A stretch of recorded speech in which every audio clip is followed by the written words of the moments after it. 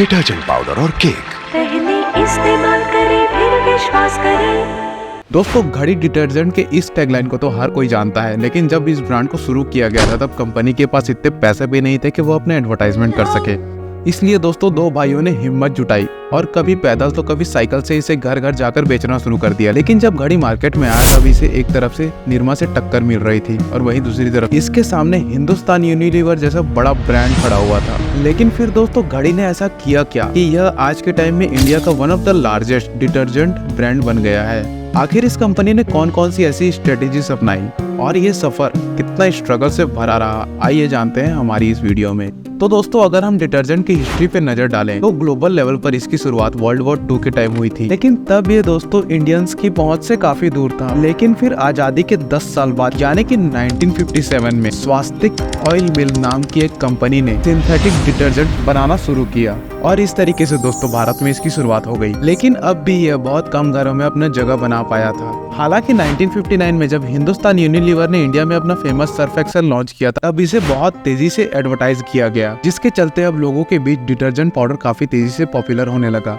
लेकिन हाँ दोस्तों, इंडिया की ज्यादातर जनसंख्या अभी भी गरीब थी, इसलिए दोस्तों सर्फ एक्सेल सिर्फ एलाइट क्लास की फैमिली को ही टारगेट करता था, क्योंकि इसकी डिटर्जेंट इतने ज्यादा एक्सपेंसिव थे कि इसे मिडिल और lower middle class family afford नहीं कर पाती थी। और फिर क्या था दोस्तों, इसी प्रॉब्लम को समझते हुए गुजरात के करसन भाई पटेल ने निर्मा डिटर्जेंट को लॉन्च किया था, जो कि कुछ ही डिकेड्स में इंडिया का सबसे ज्यादा बेचे जाने वाला डिटर्जेंट ब्रांड बन गया था। अब दोस्तों, निर्मा की यह सक्सेस स्टोरी कानपुर के मुरलीधर और विमल कुमार ज्ञानचंदानी नाम के 2 भाइयों तक पहुंची और इस स्टोरी से वो काफी इंस्पायर हुए। उन्होंने सोचा कि क्यों ना अपने पिता के व्यापार को आगे बढ़ाया जाए, जो कि उस समय ग्लिसरीन के साबुन बनाने का काम किया करते थे। और इसी सोच के साथ ही 1987 में कानपुर के शास्त्री नगर में रहने वाले इन दोनों भाइयों ने फजलगंज फायर स्टेशन के पास डिटर्जेंट की एक छोटी सी फैक्ट्री खोली, जिसे नाम दिया गया था श्री महादेव सोप इंडस्ट्री। और फिर इसी फैक्ट्री में बनाया गया था सबसे पहला घड़ी डिटर्जेंट पाउडर। अब दोस्तों, फसलगंज की ये फैक्ट्री भले ही छोटी थी, पर दोस्तों इन भाइयों के अरमान काफी ज्यादा बड़े थे,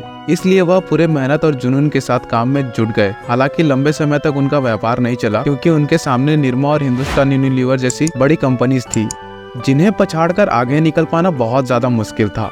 हालांकि इस बात का अंदाजा उन्हें पहले से ही था, इसलिए दोस्तों इन्होंने कभी भी धैर्य नहीं खोया और दुकानदारों से लेकर गली मोहल्ले में लोगों को डिटर्जेंट खरीदने के लिए मनाते रहे। हालांकि जब काफी कोशिशों के बाद भी मुनाफा नहीं हो पा रहा था, तो वह समझ गए थे कि उन्हें कुछ ऐसा करना होगा जो बाकी कंपनीज नहीं कर पा रही है।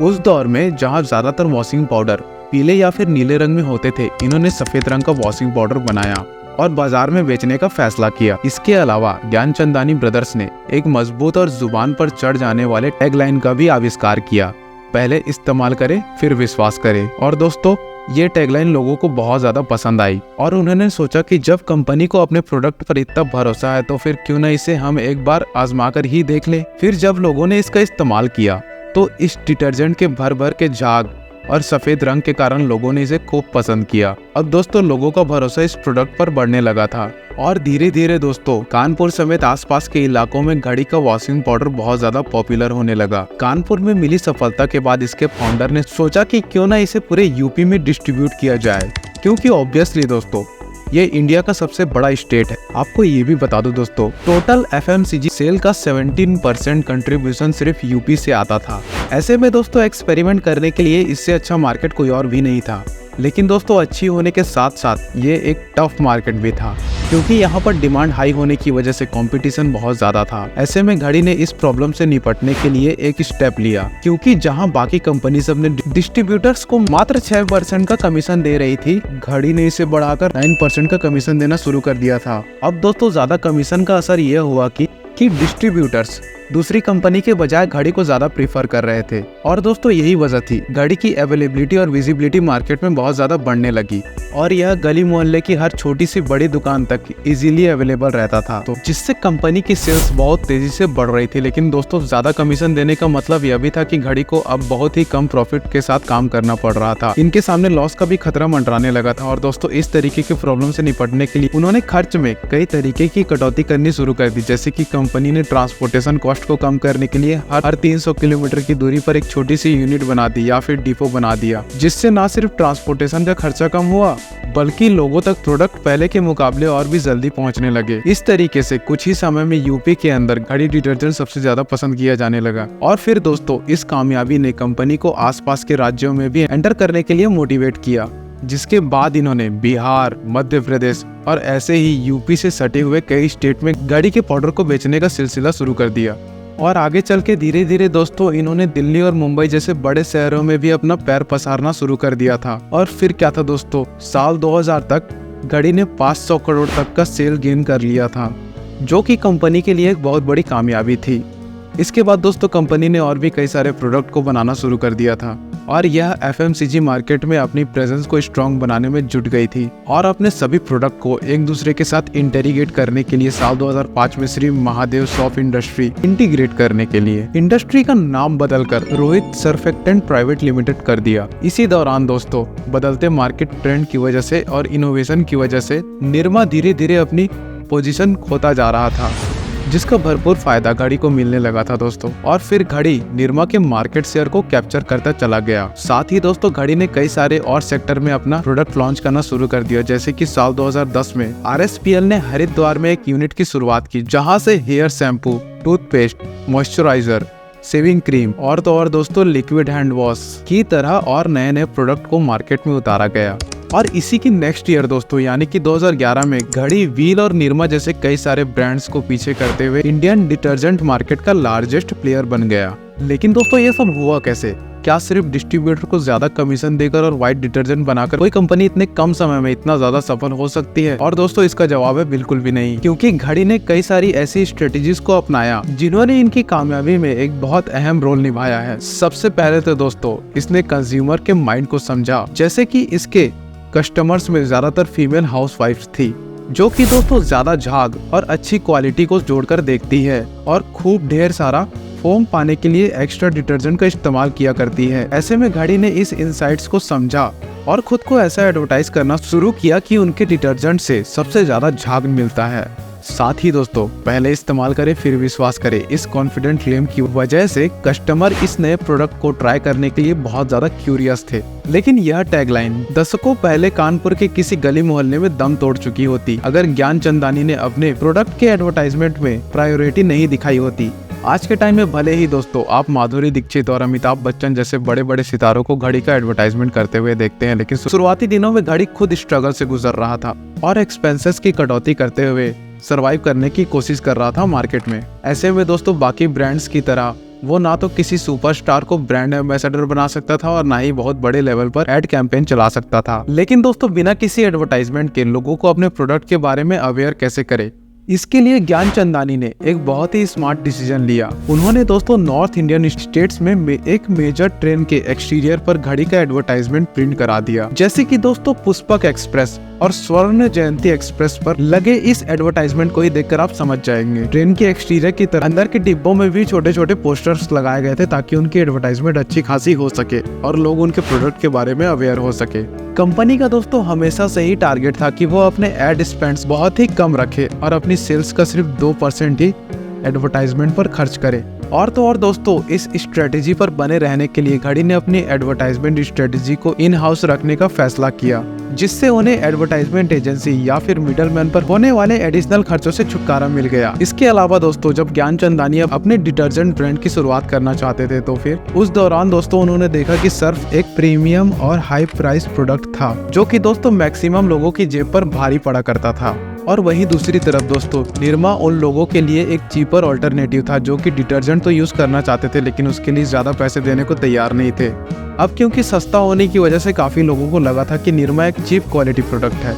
ऐसे में उन लोगों के लिए कोई ऑप्शन नहीं था मार्केट में जो कि निरमा से बेटर प्रोडक्ट चाहते थे, लेकिन साथ ही वह यह भी चाहते थे कि वो सर्फ के जितना एक्सपेंसिव ना हो। ऐसे में ज्ञानचंदानी ने इसी सेगमेंट में ही एंट्री करने की सोची और अपने ब्रांड को निरमा से बेटर क्वालिटी अल्टरनेटिव के रूप में पोजीशनिंग करना शुरू कर दिया। और दोस्तों घड़ी की प्राइसिंग में भी कंपनी ने काफी चालाकी दिखाई और जहां निरमा सिर्फ 30 रुपए पर किलो के हिसाब से अपना डिटर्जेंट बेच रहा था, घड़ी ने मात्र 35 रुपए पर केजी में बेचना शुरू कर दिया। हालांकि दोस्तों ये एक रिस्की फैसला भी था, क्योंकि निरमा घड़ी का सबसे बड़ा कॉम्पिटिटर था और कॉम्पिटिटर होने के साथ साथ वो बड़ा मार्केट लीडर भी था। ऐसे में दोस्तों ज्यादा कीमत के साथ उसे बीट करना कंपनी के लिए एक बहुत बड़ा चैलेंज बन गया था। लेकिन दोस्तों घड़ी ने अपने प्रोडक्ट की क्वालिटी पर कॉन्फिडेंस रखा और दोस्तों अपने एडवर्टाइजमेंट कैंपेन्स के थ्रू कंज्यूमर्स को एनकरेज करता रहा। और फिर दोस्तों लोगों में धीरे धीरे ये परसेप्शन बन गया कि घड़ी सस्ते में एक प्रीमियम प्रोडक्ट है। अब दोस्तों जब कंपनी एक छोटी सी फैक्ट्री के साथ शुरू हुई थी, तब इसके फाउंडर को यह पता था कि इस समय उनके पास इतनी पूंजी नहीं थी कि वो अपने प्रोडक्ट को नेशनल लेवल पर डिस्ट्रीब्यूट कर सके। इसलिए उन्होंने बहुत छोटे से गोल से शुरुआत की और सिर्फ कानपुर के मार्केट को टारगेट किया।